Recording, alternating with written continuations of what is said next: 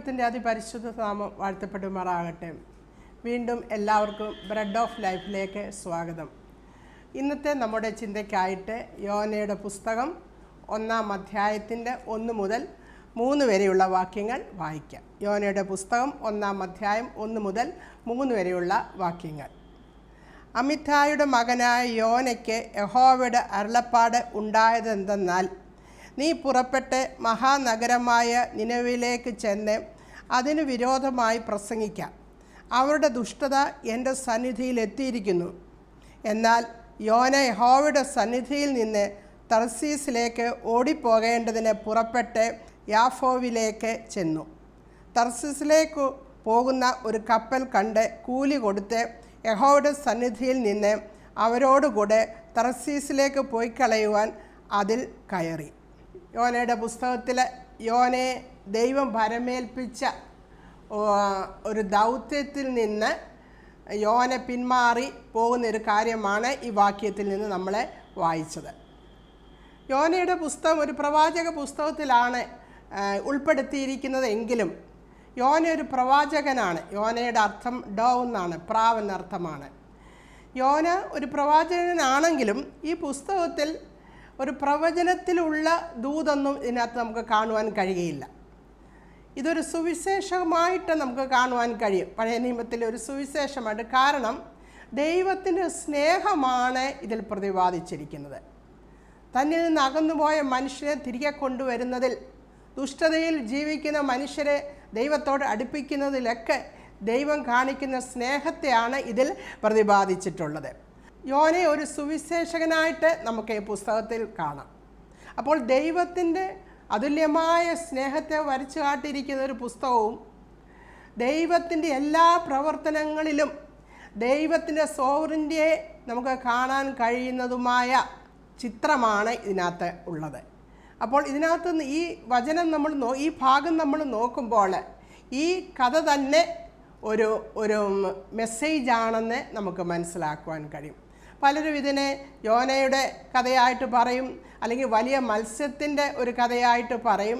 എന്നാൽ ഈ ദൈവവചനം നമ്മൾ ആത്മാർത്ഥതയോടെ അത് വായിച്ചു നോക്കുമ്പോൾ ഇതിനകത്തെ പ്രധാനപ്പെട്ട ക്യാരക്ടർ ആരാണെന്ന് ചോദിച്ചാൽ അത് യഹോവയായ ദൈവം തന്നെയാണെന്ന് നമുക്ക് മനസ്സിലാവും. ഇതിനകത്ത് യഹോവയായ ദൈവം തന്നെയാണ് പ്രധാനപ്പെട്ട വ്യക്തി. അല്ലാതെ നമ്മൾ വിചാരിക്കുന്ന യോന അല്ല, അല്ലെങ്കിൽ മത്സ്യമല്ല. നമ്മുടെ യഹോവയായ ദൈവം തന്നെയാണ് ഇതിൻ്റെ പ്രധാനപ്പെട്ട വ്യക്തിയെന്ന് നമുക്ക് മനസ്സിലാക്കുവാൻ കഴിയും. അപ്പം നമ്മൾ ഒരു പിൻചെല്ലുന്ന, നമ്മൾ ഏതവസ്ഥയിലായാലും ഏതറ്റത്തോളം പോയി നമ്മളെ ദൈവത്തിൻ്റെ അടുക്കിലേക്ക് അടുപ്പിക്കുന്ന ദൈവസ്നേഹത്തെ പ്രതിപാദിക്കുന്ന ഒരു പുസ്തകമാണ് എന്ന് ഞാൻ പറഞ്ഞുവല്ലോ. ഇതിൻ്റെ അകത്ത് യഹോവയായ ദൈവം യോനയ്ക്ക് അരുളപ്പാട് കൊടുക്കുന്നു. അതായത് നിനവയിലെ ആൾക്കാരുടെ ദുഷ്ടത ദൈവസന്നിധിയിൽ എത്തിയിരിക്കുന്നു, അതുകൊണ്ട് നീ നിനവയിൽ പോയി പ്രസംഗിക്കുക എന്ന് പറഞ്ഞു. നിനവയിലേക്ക് പോകും. അപ്പോൾ യഹോവയുടെ അരുളപ്പാട് യോനയ്ക്ക് ലഭിച്ചു. നിനവയിൽ പോയി പ്രസംഗിക്കാം.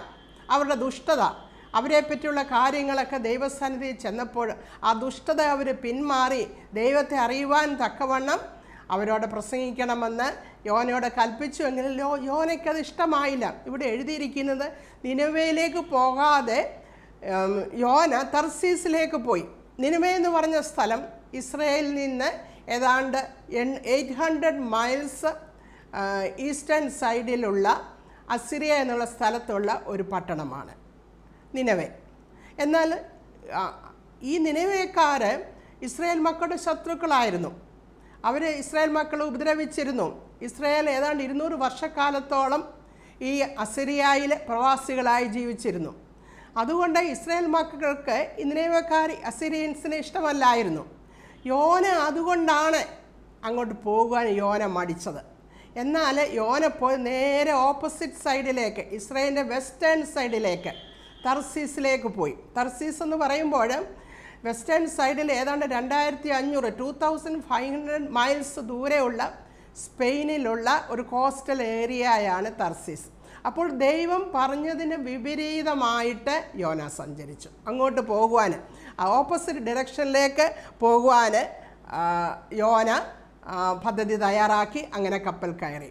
അപ്പോൾ യോന ദൈവത്തെ അനുസരിച്ചില്ല എന്നല്ല, അല്ലെങ്കിൽ യോന ദൈവത്തിൻ്റെ ദൗത്യം, പ്രവാചകനായ യോന ദൈവത്തിൻ്റെ ദൗത്യം ഏറ്റെടുത്തില്ല എന്നല്ല ഇവിടെ പറഞ്ഞിരിക്കുന്നത്. ഇവിടെ പറഞ്ഞിരിക്കുന്ന കാര്യം എന്തെന്ന് ചോദിച്ചാൽ, അവൻ തർസീസിലേക്ക് പോയതിനെ പറ്റി, ദൈവത്തിൻ്റെ കൽപ്പന അനുസരിക്കാതെ പോയതിനെ പറ്റി ഇവിടെ പരാമർശിച്ചിരിക്കുന്നത്, ഒരു കപ്പൽ കണ്ട് കൂലി കൊടുത്ത് യഹോവയുടെ സന്നിധിയിൽ നിന്ന് അവരോട് കൂടെ തർസോസിലേക്ക് പോയിക്കളയുവാൻ അവൻ കയറി എന്നാണ് അവിടെ എഴുതിയിരിക്കുന്നത്. യഹോവയുടെ സന്നിധിയിൽ നിന്ന് അവൻ പോയി.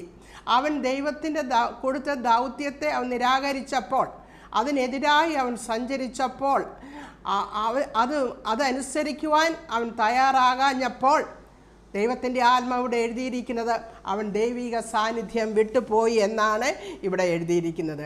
ദൈവത്തിൻ്റെ സാന്നിധ്യം നമ്മൾ വിട്ടുപോകുമ്പോൾ നമുക്ക് ഇഷ്ടമുള്ളിടത്തേക്ക് നമുക്ക് പോകാം, ദൈവം അത് അനുവദിക്കും. നമുക്ക് ഇഷ്ടമുള്ളത് നമുക്ക് തിരഞ്ഞെടുക്കാം, ദൈവം അത് അനുവദിക്കും. എന്നാൽ അതിൻ്റെ അവസാനം ശുഭകരമാകുകയില്ല. ദൈവത്തിൻ്റെ സാന്നിധ്യം വിട്ടുപോയി. എന്നാൽ നമുക്ക് പഴയ നിയമത്തിൽ തന്നെ മോശെ അറിയാം. മോശ ഇസ്രായേൽ മക്കളെയും കൂട്ടി കനാൻ ദേശത്തേക്ക് പോകുമ്പോൾ മോശയോടെ പ്രാർത്ഥിക്കുന്നുണ്ട്, കർത്താവേ, യഹോവയായ ദൈവമേ, നിൻ്റെ സാന്നിധ്യം ഞങ്ങളോട് കൂടെ ഇല്ല എങ്കിൽ ഞങ്ങളെ അങ്ങോട്ട് അയക്കരുത് എന്ന് കരഞ്ഞു പ്രാർത്ഥിക്കുന്ന ഒരു മോശയാണ് നമുക്കവിടെ കാണാൻ കഴിയുന്നത്. എന്നാൽ ദൈവത്തിൻ്റെ സാന്നിധ്യത്തിൽ നിന്ന് മാറിപ്പോയ ഈ യോന എന്തു സംഭവിച്ചു? അവൻ കയറിയ കപ്പലിലേക്ക് യഹോവയായ ദൈവം വലിയൊരു കൊടുങ്കാറ്റിനെ അയച്ചതായിട്ട് നമ്മൾ വായിക്കുന്നുണ്ട്. 1-ാം അധ്യായത്തിൻ്റെ 4-ാം വാക്യത്തിൽ ഇങ്ങനെയുണ്ട്, യഹോവയെ സമുദ്രത്തിൽ പെരുങ്കാറ്റ് അടുപ്പിച്ചു. യഹോവയായ ദൈവം സമുദ്രത്തിലെ ഒരു പെരുങ്കാറ്റ് അടുപ്പിച്ചു. ഈ കാറ്റടിച്ചപ്പോൾ എന്ത് സംഭവിച്ചു? ആ കപ്പൽ തകരുവാൻ തക്കവണ്ണം കടൽ ഇളകിമറിഞ്ഞു, തിരമാലകൾ അടിച്ച് കപ്പൽ തകരുവാൻ പോയി. കപ്പലിലുള്ളവരെല്ലാം ഭയപ്പെട്ട് അവർ നിലവിളിച്ച് അവരവരുടെ ദേവന്മാരോട് വിളിച്ചപ്പോൾ ഈ യോന എന്ത് ചെയ്ത്? കപ്പലിൻ്റെ അടിത്തട്ടിൽ സുഖമായി കിടന്നുറങ്ങുകയാണ്. തൻ്റെ ആ അവസ്ഥയിൽ താൻ തൃപ്തനായിരിക്കുകയാണ്. ദൈവത്തിൻ്റെ സാന്നിധ്യം തന്നോട് കൂടെ ഇല്ല എന്ന് മാത്രമല്ല, ആ അവസ്ഥയിൽ അവൻ തൃപ്തനായി അവിടെ സുഖകരമായി കിടന്നുറങ്ങുന്നതാണ് നമുക്ക് കാണുവാൻ കഴിയുന്നത്. അപ്പോൾ ദൈവത്തിൻ്റെ നമ്മൾ തെറ്റ് ചെയ്യുമ്പോൾ നമുക്ക് ഉള്ളത്തിൽ ഒരു പ്രയാസമോ വേദനയോ തോന്നുകയാണെങ്കിൽ, അല്ലെങ്കിൽ നമ്മുടെ ഹൃദയം തകരുന്നതായിട്ടൊക്കെ തോന്നുകയാണെങ്കിൽ അതിലൊരു പ്രത്യാശയുണ്ട്. എന്നാൽ ഒന്നും തോന്നാതെ കംഫർട്ടബിളായിട്ട് ഇങ്ങനെ കഴിയുകയാണെങ്കിൽ അതിൽ അപാകതയുണ്ടെന്ന് നാം ഓർത്തുകൊള്ളണം. അപ്പോൾ യോനയോട് അവിടുത്തെ അതിൻ്റെ അകത്തുള്ള ആൾക്കാരെല്ലാം പറയുന്നു, തങ്ങളുടെ ദേവനെ വിളിച്ചപേക്ഷിക്കുക. എന്നാൽ യോന അവിടെ പ്രാർത്ഥിക്കുന്നതായിട്ടോ ഈ പ്രവാചകനായ യോന ദൈവത്തെ വിളിച്ചപേക്ഷിക്കുന്നതായിട്ടോ നമുക്കവിടെ കാണാൻ കഴിയുന്നില്ല. പിന്നെ എന്ത് സംഭവിച്ചു? അവിടെ യോനെ ഈ സംഭവം ഇങ്ങനെ വരുവാൻ കാരണം താൻ തന്നെയാണ്, തൻ്റെ അനുസരണക്കേടാണ് കാരണമെന്ന് അവിടെ യോന അവരോട്, ആ ക്യാപ്റ്റനോടൊക്കെ പറയുമ്പോൾ യോന തന്നെ പറയുന്നു, ഇതടങ്ങുവാൻ, സമുദ്രത്തിൻ്റെ കോപം അടങ്ങുവാൻ നിങ്ങൾ എന്നെ സമുദ്രത്തിലെടുത്ത് ഇടുവാൻ അവിടെ പറയുന്നു. അങ്ങനെ യോന പറഞ്ഞ പ്രകാരം അവർ സമുദ്രത്തിലെടുത്തിട്ടപ്പോൾ എല്ലാം ശാന്തമായി തീർന്നു. അവിടെ ശാന്തമായി തീർന്നു. എങ്കിലും കരുതുന്നവനായ ദൈവം, നമ്മളെ പ്രൊട്ടക്റ്റ് ചെയ്യുന്നവനായ ദൈവം, നാം ഏത് വഴിയെ ദൈവസന്നിധിയിൽ നിന്നും മാറിപ്പോയാലും നമ്മളെ കാണുന്നവനായ ദൈവം എന്ത് ചെയ്തു? ആ യോന അവിടെ ദൈവത്തെ വിളിച്ച് പ്രാർത്ഥിച്ചില്ല. എന്നാൽ ദൈവം യോനയെ രക്ഷിക്കുവാൻ തന്നെ അവിടെ വേറൊരു വഴി ഒരുക്കുകയാണ് ചെയ്തത്. ദൈവം കൽപ്പിച്ചാക്കിയിട്ട് നമ്മൾ 1-ാം അധ്യായത്തിൻ്റെ അവിടെ 17-ാം വാക്യത്തിൽ നമുക്കവിടെ കാണാൻ കഴിയും, യോനയെ വിഴുങ്ങേണ്ടതിന് യഹോവയായ ദൈവം ഒരു മഹാമത്സ്യത്തെ കൽപ്പിച്ചാക്കിയിരുന്നു. അങ്ങനെ യോന 3 രാവും 3 പകലും മത്സ്യത്തിൻ്റെ വയറ്റിൽ കിടന്നു.